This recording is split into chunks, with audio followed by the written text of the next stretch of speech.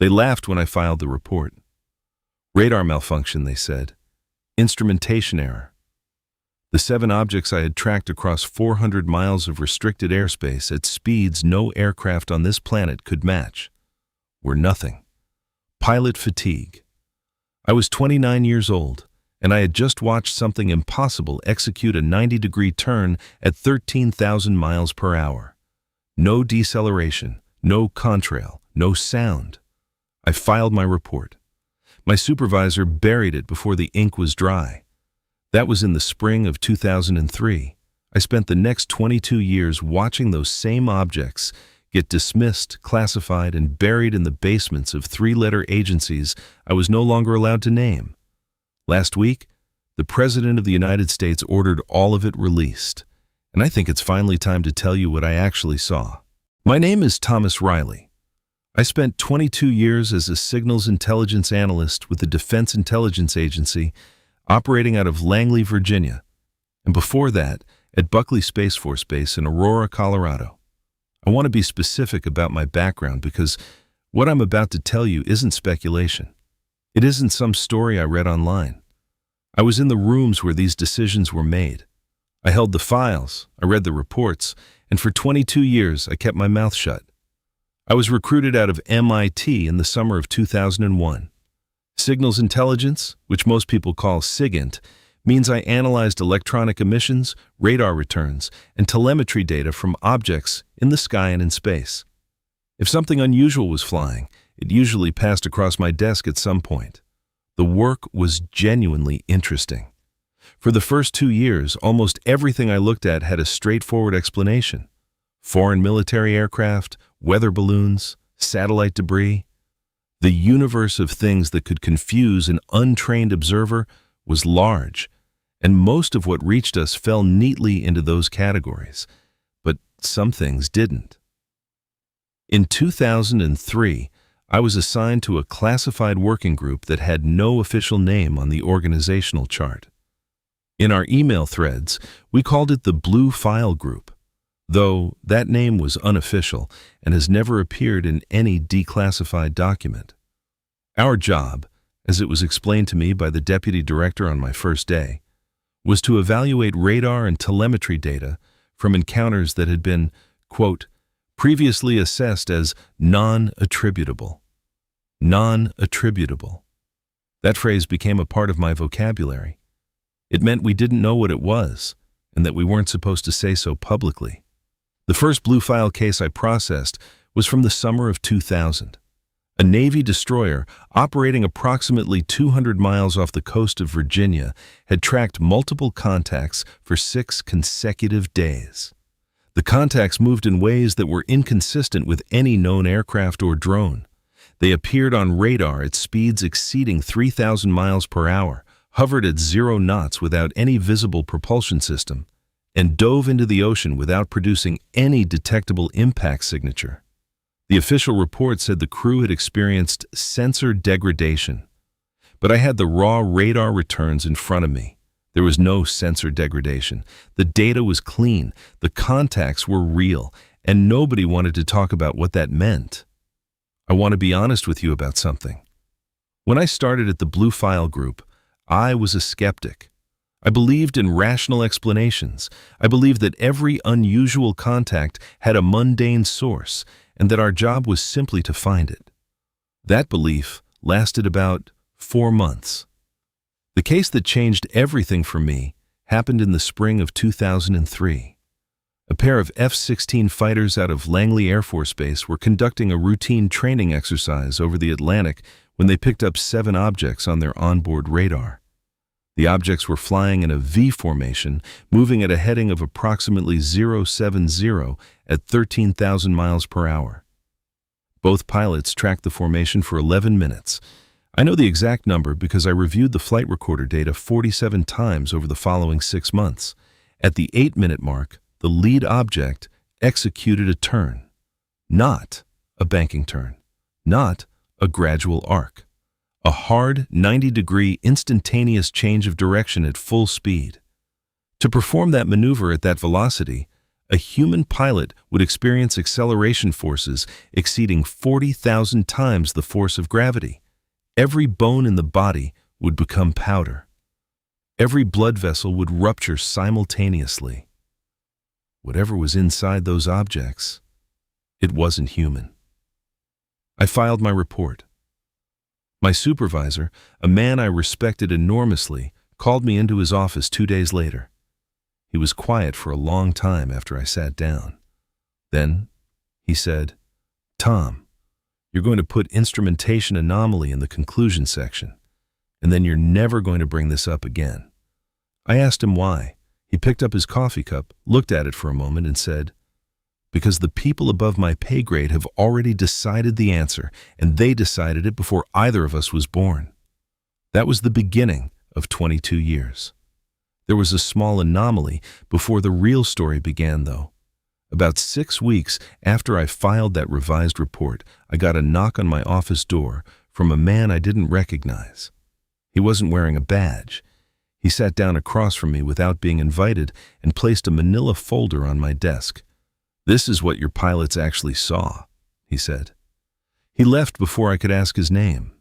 The folder contained photographs I am not going to describe in detail.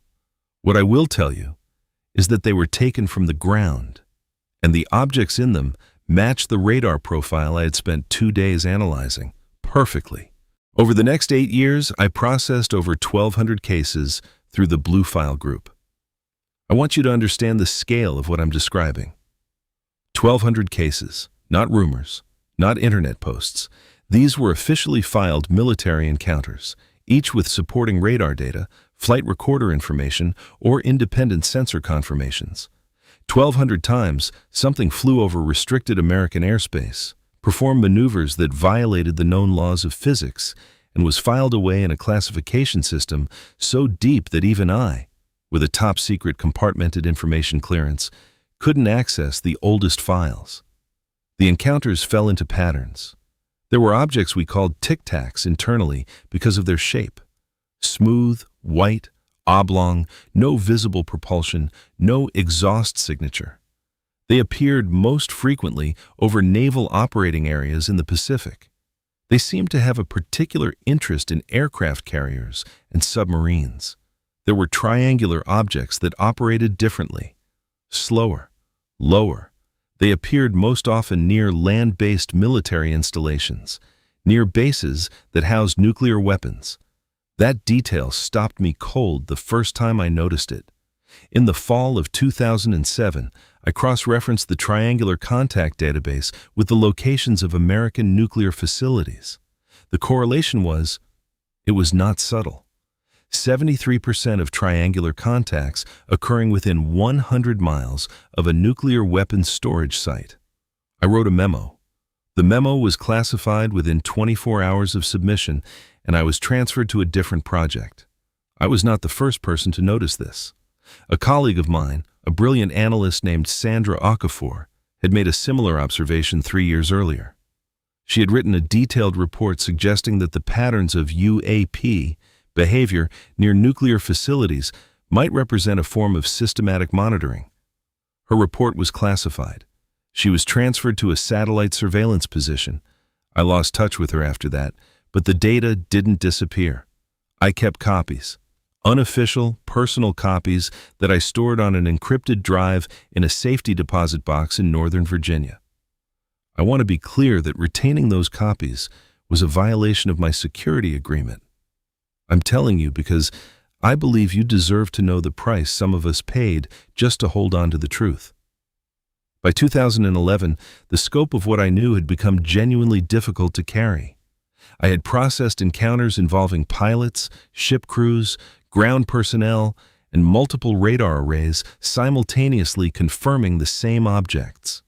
I had reviewed footage, and there was footage that never became public, of objects that moved through water as easily as they moved through air, objects that disappeared from radar not by flying away, but by simply ceasing to return a signal. I had read reports from other countries, not just our allies. We had a back-channel information sharing protocol for UAP cases that included the United Kingdom, Australia, and 2 other nations I'm not going to name. All of them were seeing the same things. All of them. And none of us were allowed to say so. In 2012, something shifted.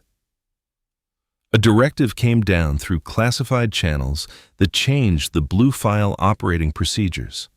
Previously, our mandate had been to analyze encounters and assess whether they represented foreign military technology. After the directive, our mandate changed. We were told to assess whether encounters represented a non-human intelligence. Let me say that again clearly. The United States Defense Intelligence Agency in 2012 officially updated its classified protocols to include non-human intelligence as a potential designation for unidentified aerial contacts. I have never seen any public acknowledgement of that directive, but I sat in the briefing where it was announced. There were 42 people in the room. We all signed an additional non-disclosure agreement before leaving. The years after that briefing were the hardest, because I now understood that the question wasn't whether something non-human was operating in our airspace. The internal assumption, the one that the directive made official, was that something likely was.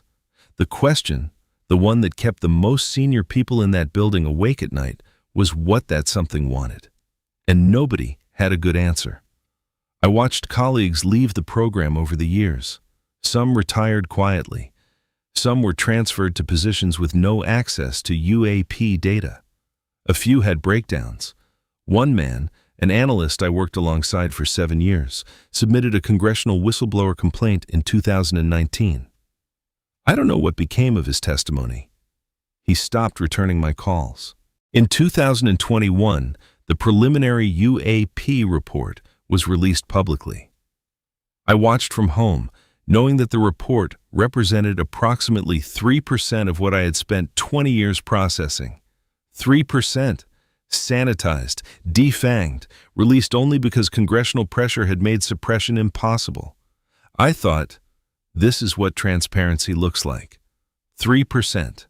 Then, in 2023, David Grush testified before Congress under oath. He described a multi-decade program of UAP crash retrieval and reverse engineering. He described the use of non-disclosure agreements to silence witnesses. He described what sounded, from the outside, like exactly what I had experienced from the inside. I sat in my living room and I watched a man on television describe my career. And then, on February 20th, 2026, the President of the United States signed an executive order directing the Pentagon to release its classified files on unidentified aerial phenomena. I've been waiting 22 years to say what comes next. The executive order matters for one specific reason. It isn't symbolic. It isn't political theater. The executive order matters because it has a deadline. It mandates disclosure. And the files that will be released, they include the raw data, not the assessments, not the conclusions sanitized by 3 layers of classification review. The raw radar returns, the actual telemetry, the sensor readings. For the first time in the history of this program, there will be data in the public domain that cannot be explained away as instrumentation error or pilot fatigue. Because I know what's in those files. I know because I put some of it there. The case I want you to think about is the one from November of 2014.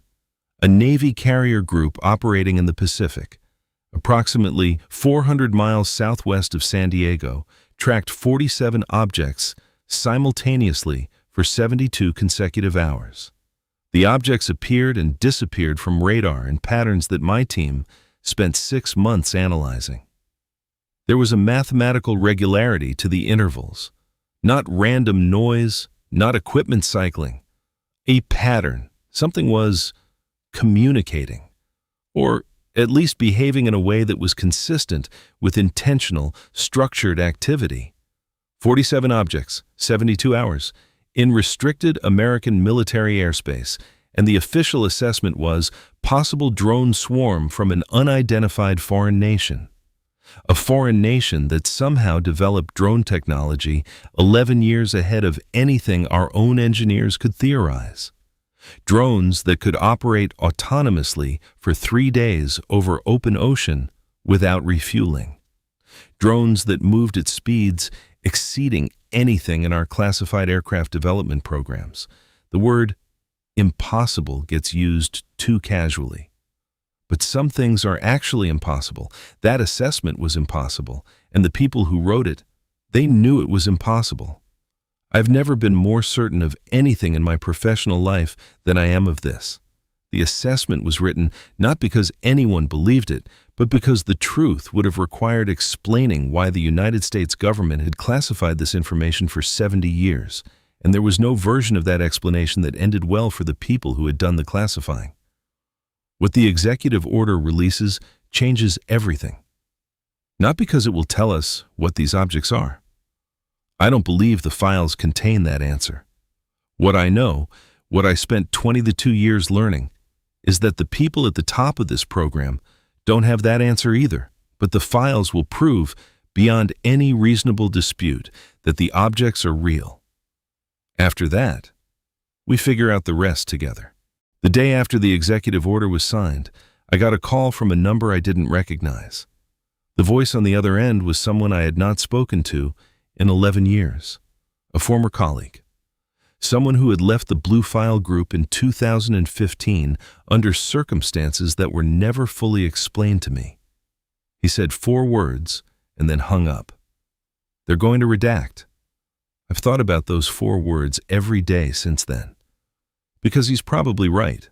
Whatever gets released will be reviewed. Pages will be removed. Sensor data will be classified under different authorities. The process of disclosure, even mandated disclosure, runs through the same system that spent 7 decades perfecting the art of concealment. But here's what I also know. Even a partial release will be extraordinary. There are encounters in those files that cannot be explained by any domestic or foreign military program. I know this not as speculation, but as a matter of documented fact that I personally reviewed.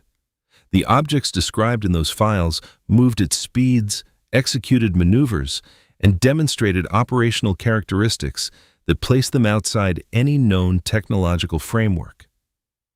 The people who will analyze that data publicly, the independent physicists, the engineers, the radar specialists who have spent their careers studying what is and is not aerodynamically possible.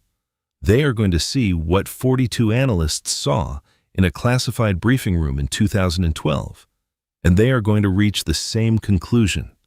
I left the Defense Intelligence Agency in 2025.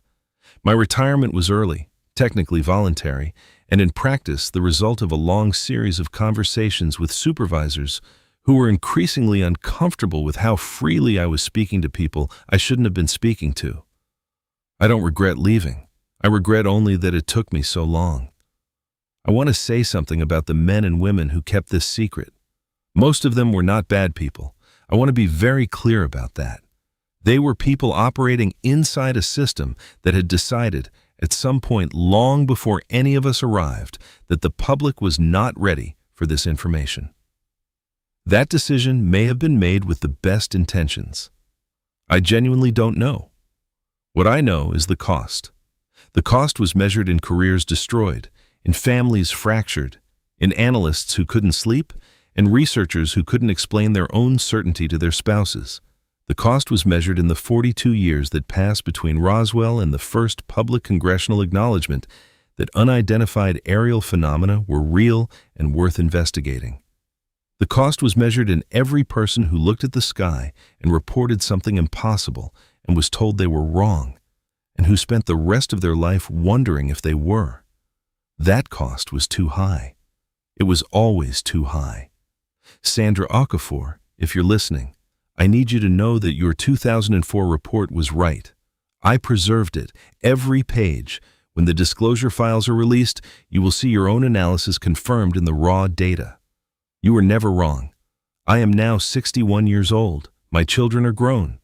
My clearance was formally revoked on my last day at the agency, which means I am no longer bound by the classified non-disclosure agreements I signed over the course of my career. I want to be precise about this because I know lawyers will read these words. Everything I have told you today is drawn from personal experience and observations I made during the course of my employment. Nothing I have described is drawn from documents I retained. I burned the drive 3 years ago. What I retained is in my memory, and my memory is very good. The next few months are going to be extraordinary. The files will be released, however incomplete. People are going to ask questions that haven't been asked publicly before. There will be confusion and denial, and a great deal of noise from people who have spent their careers invested in a particular answer. Pay attention to the raw data. The raw data doesn't lie. I've carried this for 22 years. There are other people like me, people who sat in those rooms, who processed those files, who watched the same radar returns and signed the same agreements and went home every night knowing exactly what the official story was missing. Some of them will speak now. Some of them won't. But the window is open, and it's going to stay open. This channel is dedicated to those stories, the ones that got buried, the ones that the official record doesn't have room for. If you believe these testimonies deserve to be heard, subscribe. This work continues because of people who show up and pay attention. What I've told you today is one case, from one analyst, from one working group that most people have never heard of. The investigation is ongoing. Tell me in the comments, when the Pentagon files are finally released, what do you think we're going to find? Because after 22 years inside that system, I have a theory, and I want to hear yours.